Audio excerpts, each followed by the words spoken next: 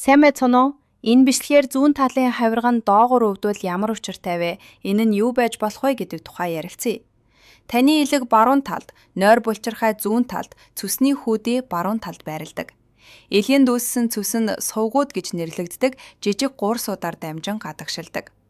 Үүний ихэнх хэсэг нь цүсний хүүдэд хадгалагдаж тэндээ 5-7 дахин мөтгөрдөг.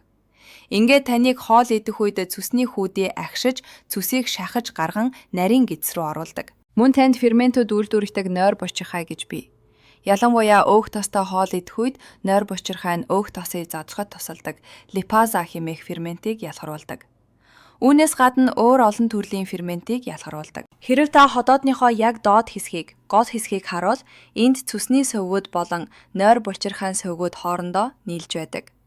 Хэрэв энд ямар нэгэн байдлаар цүсний чулуу үүсэх, эсвэл эдгээр хоолойнуудад ялангуяа доод хэсэгтээ бөглөрөл үүсвэл буцаж нойр булчирхай руугаа баралт өгч эхэлдэг.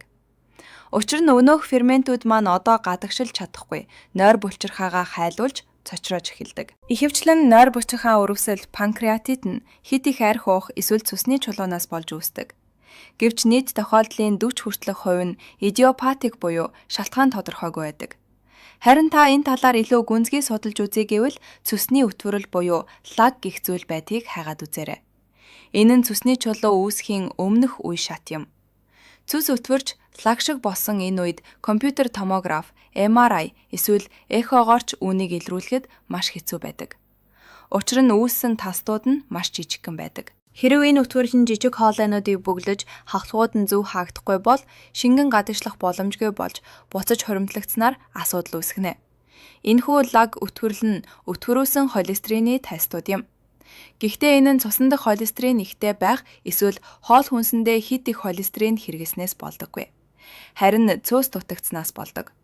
Учир нь бие дэх энэ их өтгөрөөсөн холестерины хэмжээг зохицуулах гол зүйл бол цүс юм. Цүс нь холестериныг шингэлж байх үүрэгтэй. Таны цүс дутагдах үед цүсний чулуу үүсэх эрсдэл нэмэгдэж, цүсний өтгөрөл ихсэж, тастууд үүсэж эхэлдэг. Иймд шийдэл нь юу байх вэ гэхээр холестерин багтай хоолны дийлэн барих биш. Харин зэвшүүлсэн цүсний давс нэмж хэрэглэх явдал юм.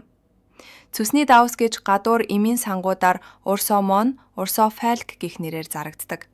Ингэснээр холестерин цүсний холимгийг шингэлж, урсгалыг сайжруулдаг. Гэхдээ асуудлыг бүр углуур гарan шийдэж, бие махбодоо хэрхэн илүү их цүс үйлдвэрлэдэг болгох вэ гэвэл та дараах хэдэн зүйлийг хийх хэрэгтэй. Нүүрс усаа хас. Завсарлагтай мацаг барь. Үр тарианы хэрэглээгээ багасга. Үр тариа их идэх үед инсулин нэмэгддэг бөгөөд хит их инсулин нь цүсний нөөцийг шавхдаг. Эстроген хит ихт нь бас нөлөөлдөг. Жирэмслэлтээс хамгаалах юм ууж байгаа эсвэл жирэмсэн эмэгтэйчүүдийн эстроген огцон өсдөг нь цүсэнд нөлөөлдөг. Тийм ч учраас жирэмсэн эмэгтэйчүүд цүсний чулуутай болох эрсдэл өндөр байдаг. Эстроген орлуулах хэмжлэгээ хийлгэж байгаа хүмүүст ч мөн адил. Ургамлын тосны хэрэглээгээ багасга. Омега 6 ихтэй ургамлын тос нь өрөвсөл ихээр үүсэлдэг. Энэ нь инсулинийг ихсгэж, инсулины дүжрэл үүсгэж, улмаар цүсний асуудал үүсгдэг. Үүнд ямар тос ордгийг хэлж өгье? Усан үзмийн үрийн тос, наран цэцгийн тос, эрдэнэ шишийн тос, шар бурцгийн тос, хөөнгийн үрийн тос, гүнждийн тос, самрын тос, гүргмийн тос. Хит их самар эсвэл самрын тос идэх нь омега 6 тосны хүчлийг ихсгэж энэ хэсгийг цочроодог. Мэдээж арх алкоголын хэрэглээ. Та архины хэрэглээгээ эрс багасгах хэрэгтэй. Мөн ихэнх эрдэнэ шиш нь гений өөрчлөлттэй байдаг тул глифосат агуулдаг. Энэ нь цүсний сувгийн дотор ханыг маш ихээр цочроодог. Мөн энэ нь нүүрс ус юм. Өөр басны зүйл байна. Цэвшүүлсэн цүсний давс. Үүний хэрэглэл нь маш чухал. Өглөө өвлөн илэн дээрээ нэгийг орой үлэм үедээ нэгийг уух хэрэгтэй. Энэ нь аажмаар урсгалыг нээж, шингэлж, өрөвслийг бууруулахад тусална. Одоо үл таамсарлаж болохгүй нойр булчирхайн хорт хавдрын 9 үеийн 7 шинж тэмдэг тухай ярилцъя. Энэ бол хорт хавдрын хамгийн аюултай төрлүүдийн нэг юм. Энэ төрлийн хавдарт нэг өвөрмөц онцлог бий. Ихэнхдээ өвчин хэд даамжиртал ямар ч шинж тэмдэг илэрдэггүй. Үүнийг чимээгүй алуурчин гэж нэрлэдэг. Ихэнх тохиолдолд хэд оройтсон хойноо онцлогддог. Тиймээс шинж тэмдгийг хэдий чинээ эрт таньж мэднэ, төдий чинээ тавилан сайтай байх болно. Би эхлээд эрт үеийн шинж тэмдгүүдийг нэрлээд дараа нь энэ төрлийн хавдрын талаарх чухал мэдээллийг өгье. Нэгдүгээрт гинтийн санаандгүй жингийн алдагдал. Та турах гэж хичээгээгүй байхад жин хасардах. Энэ хавдар нь хоол боловсруул хууль ажиллагаа болон цусан дахь сахарыг хариуцдаг нойр булчирхайд үүсдэг. Булчирхайн асуудал нь хоол боловсруулалт, хоолны дуршил нөлөөснөр та огцом турж болзошгүй. Хоёрдугаарт хевлийгээр өвдөх. Энэ нь байнгын битүү өвдөлт байдаг. Заримдаа зүүн мөр рүү дамжиж өвдөнө. Хавдар янз бүрийн мэдрэлийн судлуудыг дарж болзошгүй тул өвдөлт хүйснээс нурууны бүс рүү хүртэл тархаж болно. Хоол идсний дараа хоол хөдлөх зай багасах тул биеийн байдал тань дордох магадлалтай. Хоол нь хавдрыг шахаж, хавдар нь мэдрэлийг шахдаг гэсэн үг. 3-дугаарт шарлалт. Нүдний цагаан хэсэг шарлаж, шээсний өнгө бараан, зэвний өнгөтэй болно. Цүс цусанд орж ихэснээр шарлалт үүсгдэг. Түүнчлэн өөх тосыг задлахад шаардлагатай цүс дутагдж эхэлнэ. Цүсний суваг нойр булчирхайн сувагтай холбогддог. Хэрэв энэ хэсэг тундас үүсвэл цүс буцаж урсаж, улмаар цүсний хүүдий болон нойр булчирхай хоёр гэмтдэг. Энэ асуудлыг шийдэх гайхалтай арга бий. Үүнийг TUDCA гэж нэрлэдэг. Үүнийг эмчнэр ихэвчлэн урсалсан урсофалк зэрэг нэрээр элэг цүсний асуудалтай хүмүүст бичиж өгдөг. Энэ бол цүсний давсны нэгэн онцгой төрөл юм. Өдөрт 2 удаа үлэн илгэн дээрээ 2 капсул аруун. Энэ нь сувгуудыг нээж цүсний тунцыг гайхалтай цэвэрлэж, тухайн хэсгийн дүүрэнг багасгахад тусалдаг. 4-дүгээрт архар суулгалт. Ихэнх тохиолдолд нойр булчирхайн хорт хавдар нь хоол боловсруулах ферментийг хариуцдаг хэсгийг хамардаг. Би өвчтнүүдтэй ажиллаж байхдаа ийм шинж тэмдэгтэй хүмүүсээс ямар хоол иддгийг нь дандаа асуудаг байсан. Ингэснээр та олон хүний асуудлын шалтгааныг олж мэднэ. Энэ бол буруу хооллолт юм. Хэрэв хараахан хавдар үүсээгүй бол зүгээр л хоолны дэглэмээ өөрчлөхөд шинж тэмдгүүдийг арилгах боломжтой. 5-дугаарт чихрийн шижин.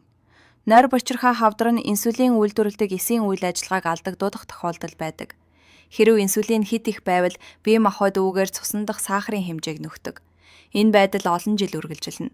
Харин нойр булчирхай хит их ядарсан үедээ инсулин үйлдвэрлэхээ болж эцэст нь цусан дахь сахарыг бууруулах зүйлгүй болдог. Ингээд цусан дахь глюкозын хэмжээ нэмэгдэж чихрийн шижин болдог. 6-дугаарт ходоод хурдан дүүрэх мэдрэмж. Баг зэрэг идсэн ч гэсэн ходоод дүүрсэн мэт санагдана. Энэ нь мэдээж муу хоол хүнснээс болж хурдан хий дүүрдэг байж болно. Гэхдээ хавдрын үед ч ийм шинж тэмдэг илэрдэг. 7-дугаарт байнгын ядаргаа. Тийм ээ, ядаргаанд сая шалтгаан бий. Олон хүн ядаргааг хэвийн зүйл гэж үздэг. Тэд үүнтэй эвлэрч амьдардаг, эсвэл илүү их кофе уухыг хичээдэг. Энэ төрлийн хавдрын үед ядаргаа нь ихэвчлэн байнгын бөгөөд таныг бүрэн эзэмдсэн байдаг. Энэ нь ердийнхөөс хамаагүй хүчтэй. Илүү их унтсан ч бие дээрддэггүй. За одоо нойр булчирхай хавдрын онцлог шинжүүдийг ярилцъя. Ийм хавдрын үед зайлшгүй зайлсхийх ёстой зүйл бол чихэр юм. Энэ төрлийн хавдрын дотор тодорхой төрлийн бактериуд амьдардаг гэсэн мэдээлэл бий. Одоогоор микробиомтой холбоотой туршилтууд хийгдэж байна. Зорилго нь энэ төрлийн хавдрын үед туслах микробиомыг сайжруулах боломжтой эсхийг олж мэдэх юм. Энэ судалгааны төсөл яг одоо үргэлжилж байна. Энэ төрлийн хавдрын өөр нэг онцлог бий. Хавдрын гадна бүрхүүлэн зузаан бөгөөд нэгт байдаг. Үүнээс болж хавдрын дотор хүчил төрөгч огт нэвтэрдэггүй. Хүчил төрөгч дутагдах бүрд хавдар томорч тархдаг. Энэ хавдрын өөр нэг онцлог бол түүний түрэмгийн шин чанар юм. Ийм төрлийн хавдартай гэж онцлогдсон хүний хийх ёстой хамгийн чухал алхам бол нэн даруй удаа хугацаагаар мацаг барьж эхлэх юм. Үе үеийн удаа хугацааны мацаг нь маш аюулгүй бөгөөд үр дүнтэй арга юм. Учир нь мацаг нь хавдрын эсийг шаардлагатай нөөцөөс нь салгадаг. Хавдрын эсэд зөвхөн түш төдийгүй мембран хэрэгтэй байдаг. Хавдрын эс өөрийгөө бий болгохын тулд нөөц ирэлхийлдэг. Энэ нь түүний хувьд түш авахаас ч илүү чухал юм.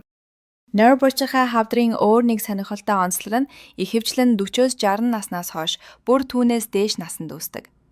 Нас ахих тусам үүсч байгаа нь энэ суваг дахь архаг өрөвсөлтэй холбоотой байх ёстойг харуулж байна. Харин энэ нь хоол хүнс, амьдралын хэв маягтай холбоотой. Өрөвслийг бууруулдаг бүх зүйл маш тустай. Энэ төрлийн хавдрын томоохон эрсдэлт хүчин зүйл бол тамхи татах. Эрсдэл 25%-аар өндөр байдаг. Мөн тархалт болон 2-дугаар хэлбэрийн чихрийн шижин эрсдлийг нэмэгдүүлдэг. Ихэвчлэн илүүдэл жинтэй чихрийн шижинтэй хүмүүс төвшүүлсэн нүүрс ус, чихэр зэрэг зүйлсийг иддэг. Энэ нь нойр булчирхайн бүсэд өрөвсөл үүсгдэг. Учир нь энэ эргэтэн хоол боловсруулалтын яг төвд байдаг шүү дээ. Эвслийг нэмэгдүүлдэг зарим генүүд байдаг ч эдгээр ген нь ихэвчлэн хүн тамхи татах эсвэл буруу хооллох үед идэвхждэг буюу асдаг. Архи бол эрсдлийн өөр нэг томоохон хүчин зүйл юм. Ямар ч төрлийн хорт хавдрын үедээ аминдмын ашиг тусын талаар маш сайн судалгаа бий. Энэ нь хавдалд олон янзаар нөлөөлдөг. Хавдрыг жижигрүүлэхэд туслахаас гадна дахлааны системийн хавдартай тэмцэх чадварыг нэмэгдүүлдэг. Хэрэв та хавдартай бол цусан дахь аминдмын хэмжээг өндөр байлгах хэрэгтэй. Би хувьдаа үүнийг миллилитрын тутамд 100 нанограмм, бүр 150-аас дээш байлгах байсан. Гэхдээ мэдээж хамгийн чухал нь хавдраас урьдчилан сэргийлэх юм. Үүнийг яаж хийх вэ? Сайн унтаж амрах, стрессээ бууруулах, дасгал хөдөлгөөн, завсарлагтай мацаг. Энэ нь нойр булчирхайг амраадаг. Зарим хүмүүс өдөрт 3 бүр 6 удаа хоололдог. Ингэснээр нойр булчирхай дахин цохилтод өртөж байнгын стресст ордог. Дээрээс нь хортой хоол идвэл анхаг өрөвсөл үүснэ. Энэ бол муу. Хэд хэдэн маш сайн бэлтгэлүүд бий. Тэдгээр нь яг хавдрын эсрэг чиглэсэн онцгой үйлчилгээтэй. Би энэ бүгдийг нэг дор хэрэглэхийг зөвлөхгүй, зүгээр л жагсаа. Байцааны төрлийн ногоонууд. Ногоонтой. Сарамсанд ихээр агуулгаддаг алицин. Маш хүчтэй үйлчилгээтэй берберин. Берберин нь метформинтай төстэй нөлөө үзүүлдэг бөгөөд метформин нь хавдрын эрсдлийг бууруулахад тусалдаг болох нь тогтогдсон. За ингээд өнөөдөртөө дуусаж байна. Баярлалаа. Дараа уулзъя. Хэрэв танд энэ видео таалагдсан бол хэрэг болж магадгүй хүмүүстэй хуваалцаарай.